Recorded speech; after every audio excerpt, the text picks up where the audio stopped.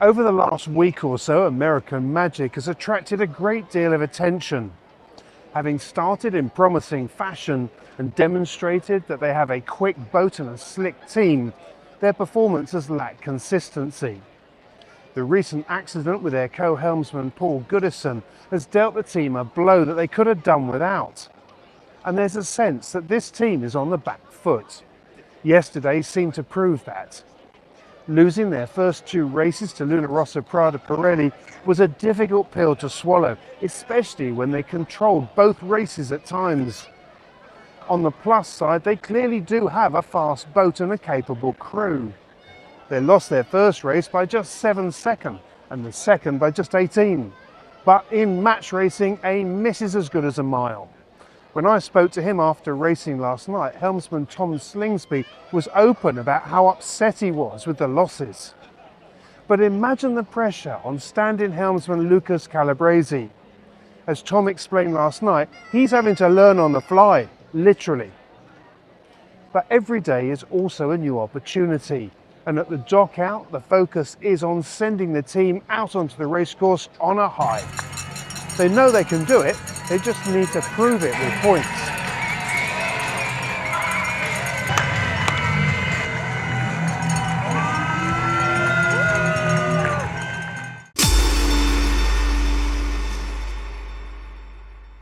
As the gusts hit 16 knots, the breeze was clearly up on previous days, and so too were the hopes of the American team. The pre-start was uneventful. Come the start gun, both boats were on starboard heading out to the left. Conscious that they wanted to be further to windward of the Italians, American Magic sailed higher, but Luna Rossa were putting the pressure on from to leeward. Eventually the Americans tacked off onto port and headed to the right. Then, when they were ready, the Italians followed. But as they came back towards the Americans and tacked on their bow, it was clear to see the Italian confidence. They had the controlling position and were exploiting it. 13, 15 and 30 seconds at the next three mark roundings, Luna Rossa was stretching ahead, and unlike yesterday, there seemed little that American Magic could do. But leg 4 suggested perhaps they could, as they shaved 7 seconds off the gap. One more lap of the course and little had changed. Luna Rossa had scored their third win in a row. Interestingly, it was one of the quietest races we've heard yet in the entire series. There was simply not that much for the teams to talk about. One team was quicker and further ahead, end of. And that must surely be a worry for American Magic. The boat was sailing very fast today. We did a good job. Yeah, super proud with the whole team. Boat preparation from the shore team, the guys pushing on the bikes. Never had a single problem of oil today, so nice. This is hard to do, and Lucas is learning on the fly and things like that. He literally hasn't had a practice of them, so there's been no wind in our practice days, so very light winds, and today the breeze is up, and so yeah, he's learning things the hard way, and so we made a little boat handling mistake, and this Luna Rossa don't seem to make any, so it's pretty hard to get back to them then. There was drama from the off in this match. The first hint was the big circle that Ineos Britannia performed, followed by a roundup by Alinghi Red Bull Racing. The next move was a dramatic high-speed port and starboard clash as the British came in with rights. As Alinghi struggled to keep clear, Ineos avoided a collision by jibing away, but it left the Swiss nerves in tatters and they struggled to regain control of their boat. At the start, Ineos was at speed and on the line, Alinghi dead in the water as they tried to gather their composure. By the time they were over a kilometre behind. The match continued as a completely one-sided affair, but as the expression goes, to finish first you have to finish, and after 3 laps of the course, that's what the British delivered as they crossed the line 2.5 kilometres ahead. That's a thrashing in anybody's language. Yeah, that was quite bad. We didn't manage well the boat handling. We were turning a bit too fast probably. So yeah, very bad management on that. So yeah, starting on the back and was a long way to catch up. Lee, let's start off with that pre-start. That was pretty hairy. Yeah, it was exciting. I don't think we've seen a pre-start like that yet. That's was so engaging, I guess.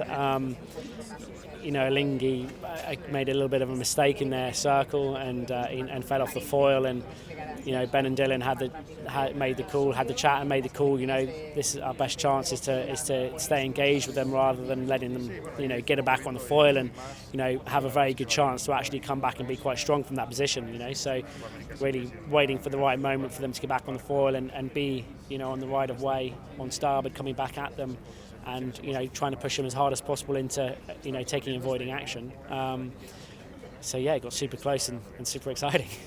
How hard is it as a flight trimmer to react to that? I mean, I should know which side you're on actually. Were you trimming or were you foiling? I was flying the boat, right. piloting onto that. Right. So how tricky is that when the situation's moving that fast and it's changing that fast, probably faster than they can explain it to you? Yeah. How do you react to that? I mean, you are just reacting to the boat, and at that point I was, very much, had an eye on them as well, just so I could anticipate what the next move was likely to be, because it makes a big difference if you can stay ahead of the change in directions and things like that. So it was, so it's full on, especially when you kind of then have to, we're into a real late jibe, avoiding, getting your cants into a position where actually the boat can stay foiling is super critical, and so, we had like a difficult exit where we had to kind of really, get the wait for the cats to get into position to then get going again and get back into the kind of pre-start pace. So there's plenty going on, and a bit of tap dancing going on at times. Well, that was my other question was going to be, so then you jibe out of it and suddenly you got a different role altogether. Yeah, exactly. You're combining a few different roles on the boat, in different situations, and I think we've got. It feels like we've got a fairly adaptable kind of setup at the moment where we kind of can react quite well to situations and always improving. There's lots for us to still absolutely home in on to make it more to make it cleaner and really to execute everything as best we possibly can. But there's the more time you spend on the boats, obviously the more second nature it comes, and you just kind of get into that kind of muscle memory and that kind of keeps developing.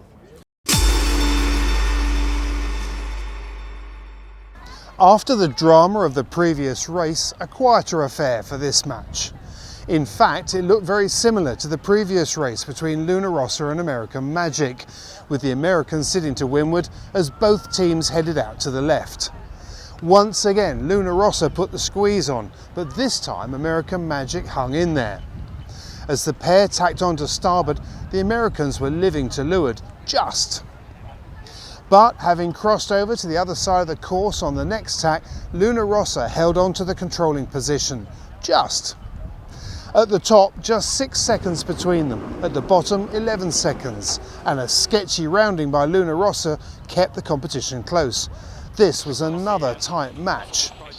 On the third upwind leg, the gap had closed back to 8 seconds. Could American Magic do it? By the last windward gate, it was just 3 seconds between them. This was the downwind leg of the series. I'll pause in case you want to stop this and watch this without me ruining it.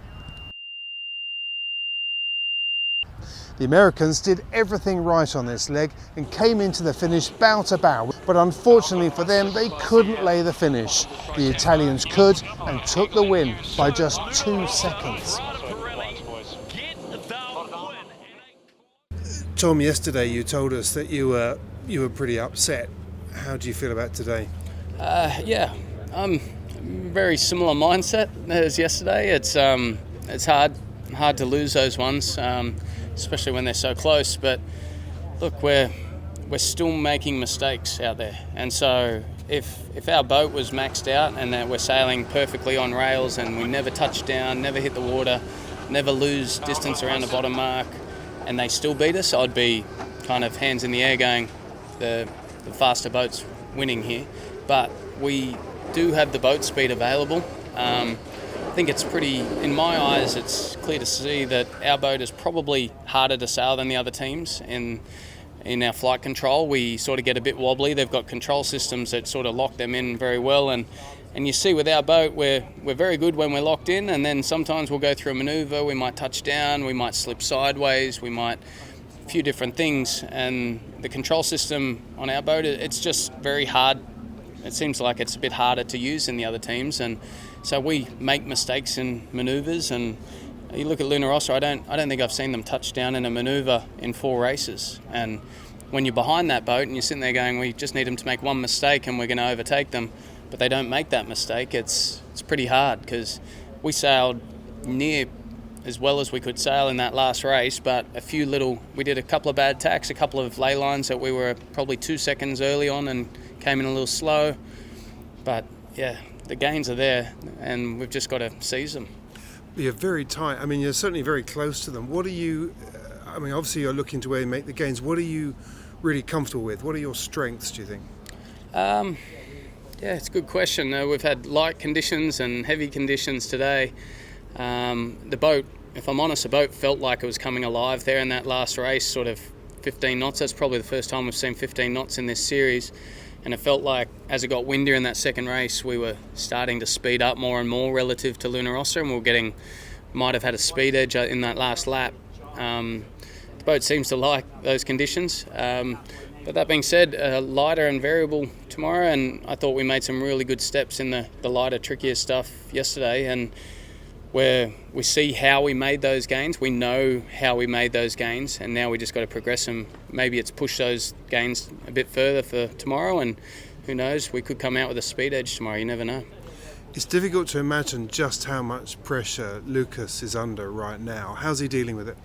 Lucas, honestly, it's so impressive what he's doing right now. He's done maybe 7 days of sailing on this boat ever. Goody and I had over 70 days together, and whether it's communications, whether it's skill set, there's things out there where he's never done that manoeuvre before. I don't think Lucas has done a two-board bottom mark turn up at 45 knots before, and I mean, we made a mistake today, but the way he's adapting to this is just unbelievable, and he's not flinching. He's making the right tactical calls. Honestly, it would have been easy to say, American Magic are 4-0 down because they've had a helmsman change, but it's not the case. It's actually got nothing to do with it. Lucas is doing an amazing job, and as a team, we've got to get better, not just Lucas. This is another match you should watch, especially if you want to see how to control the left-hand side of the beat. The start was pretty even in terms of timing, as Alinghi took the pin end at speed. Ineos were much further along the line with plenty of space between them. When the Swiss tacked onto port at the left-hand boundary, Ineos tacked just in front and squeezed them back off to the left. A minute or so later, when the pair came back together again, Ainsley and co did it again, pushing the Swiss out to the left every time. At the top mark, Alinghi trailed by 15 seconds. And while they were going well, it was not well enough to get past the British on the downwind leg, or indeed anywhere else on the course. After 3 laps, Ineos Britannia took its 4th win. And that's the story of the Louis Vuitton semi-final so far. 2 pairings, same overall scores, 4-0 apiece. But 4 results that have been achieved in very different ways. Having said that, the goal for the trailing teams is the same. American Magic and Alinghi Red Bull have just 1 race each to stay in the game. It's impossible to imagine what that must feel like. Tomorrow could be the end, or it could be the beginning of some comebacks. Either way, it's going to be tense. See you then.